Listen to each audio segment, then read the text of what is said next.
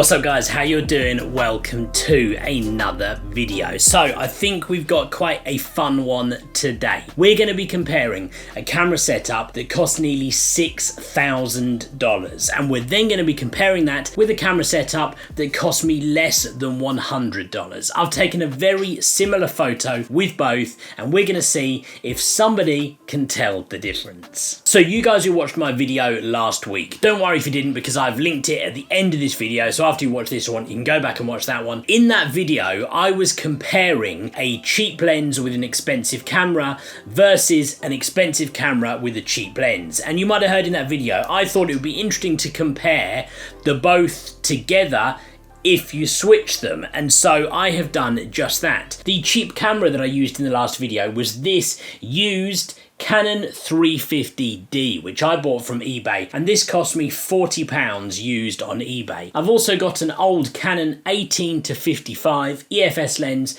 which you can pick up used on eBay for less than £40 as well. So all in all, a camera setup that cost about £70, $100 total, all in, real cheap camera setup. We then have a camera setup which is the Canon R6 paired with the Canon 24-70 f2.8 Mark II. That camera setup will cost you £4,300 or $6,000. That setup, I'm actually filming on it right now, so I can't show it to you, but trust me, that's the one we used. Now I thought it would be interesting to go and take two very similar photos. They're near enough the same, slight different position of the model, which you'll see in the photo, but largely the same photo. One of which was taken with this really cheap camera setup and one of which was taken with the more expensive camera setup. Now, of course, I've looked at the photos and I would say I can see the difference, but I suppose I probably count as a trained eye, right? I know what to look for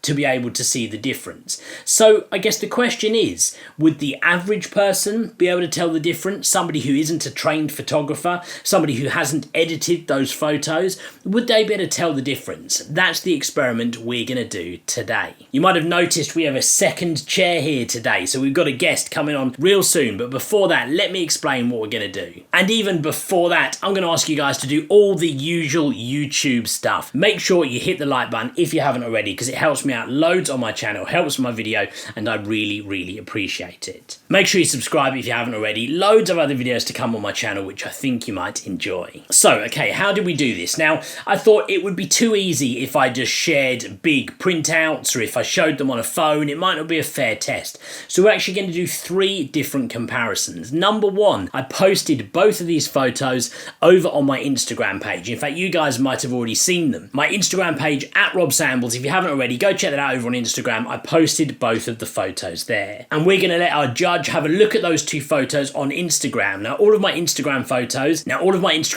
get exported from Lightroom at 1080p on the short side with a 5:4 crop, so that gives you an idea of the resolution that someone will be looking at those photos, and of course they'll also be looking at them on a phone screen, so it'll be really interesting to see if they can tell the difference. We've then got right here on my laptop, so we'll be viewing these on a screen. On my laptop I've got the high resolution files, so both of the high resolution files. Now both of the photos were cropped like ever so slightly, just so I was making sure they were straight and to make sure the crop was the same on the two photos, but pretty much they're the full resolution of the files from that camera. So to give you an idea, the Canon R6 has a 20 megapixel sensor and the Canon 350D has an 8 megapixel sensor. So that gives you an idea of the resolution of the two photos that we're looking at. Then for the third test, I thought we would go big, quite literally, and we have printed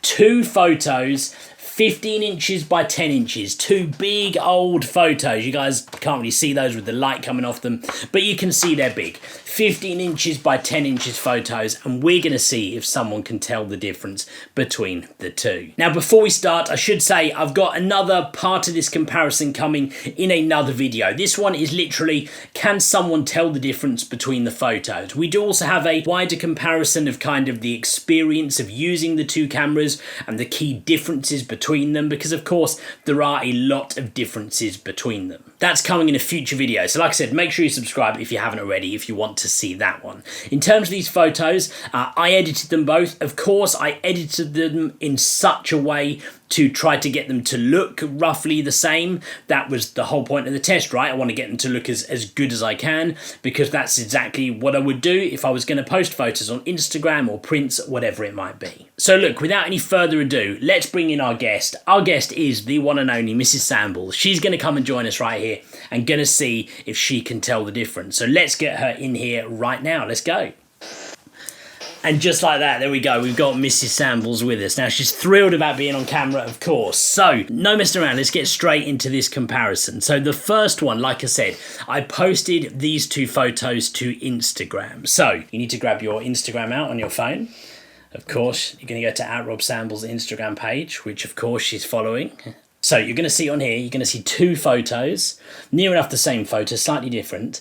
One of these photos was taken with a camera setup that cost about £70. The other one of these photos was taken with a camera setup that cost over £4,000. And I just want you to have a look at the two photos and see if you think you can tell any difference between them. And you've got to choose which one do you think was taken with the expensive camera and which one do you think was taken with the cheap camera.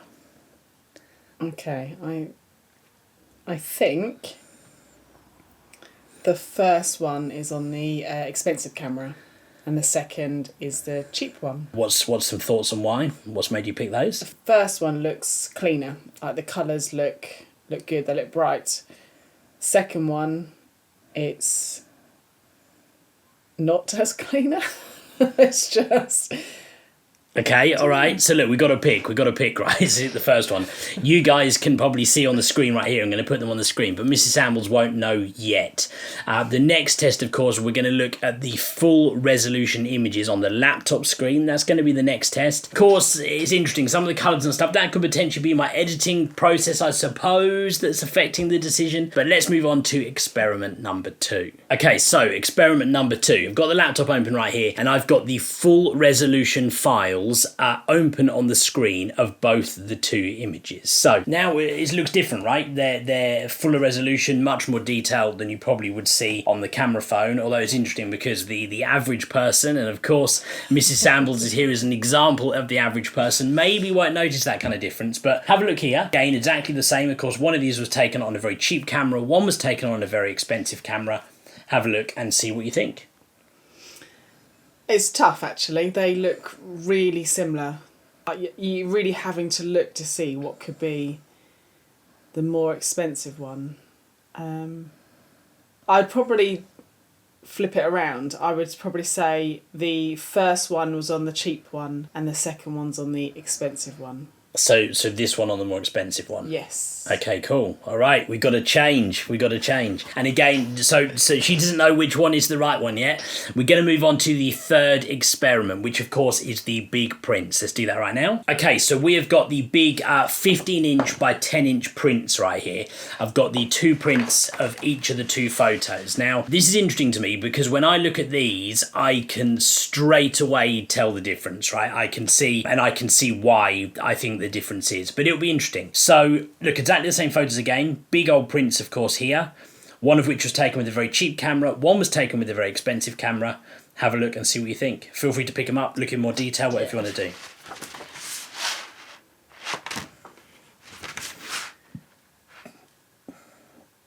Looking at these two, I think I would say that the one in my left is the cheap one and the one in my right is the expensive one. Okay. Yeah. Why do you think, what is it you've seen that's made you think that? Once again, it's tough. I think if you weren't really looking, I don't think you would be able to tell. But I just think that the more expensive one, it just looks overall like the better quality picture. Okay. Okay, cool. All right, so two files right here. So I think, if I'm correct, from the Instagram picture, you thought that this one was the more expensive camera. Yeah. On the computer, you thought this one was the more expensive camera. And now on the printouts, you think this one's the more expensive camera. Okay. Do you want to know which one? Yeah. So this one is the camera that cost £4,300, $6,000, and this one is the camera that cost £70 used on eBay, just about under $100. It's interesting. So when I look at these, so with the big printouts, for me, definitely the difference is 100%. The difference is the sharpness. It's just softer in the eyes, softer in the hair, in the front of the forehead, and I would say overall just a cleaner image on here. Earlier on, you talked about like some of the colours and stuff. On the bigger one, some of that shows a little bit in the dynamic range, which is to do with the highlights and the shadows. Some of you guys will know that, some of you won't, which is fine. It's interesting. So look, in summary, the biggest thing that stands out here is that it wasn't obvious, right? To the untrained eye, even looking at a 15-inch by 10-inch print, it wasn't obvious. Now, to me, it was straight away when I looked at files this size.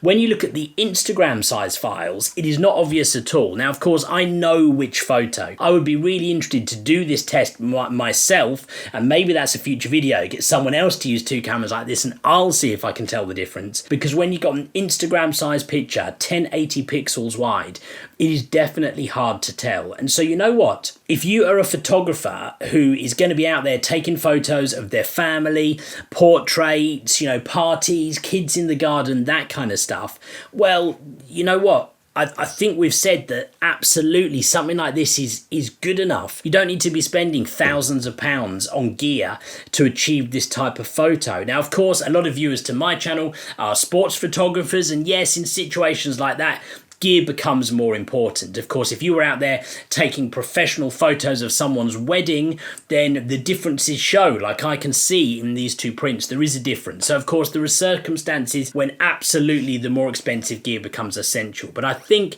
if I say so myself, in this test right here, we have shown that it is not essential. And actually, you can get some really good, decent prints from an 8 megapixel sensor on a camera that you could pick up used on eBay right now for £70. I can't decide if that's a good thing or a bad thing. Does that mean we're all spending thousands of pounds on cameras that we don't need to? Look, who knows? I guess that is for you guys to decide. In the meantime, guys, I think that just about rounds us off. Thank you very much for watching. Thank you, Mrs. Sambles, for being part of our video. Did you enjoy it? Are you going to get into every video going forward from this point? No. I think the chances are slim that you'll see Mrs. Sambles again soon, but hopefully you will. We'll get her back on camera, don't worry about that. Guys, if you did enjoy this video, do me a favour, hit the like button because it helps me out more than you probably realise. Make sure you subscribe if you haven't already. Make sure you go check out that Instagram page at Rob Sambles Photo, where you can see these photos and of course all my other stuff that I post as well. Guys, thank you very much for watching, and I will see you on the next video.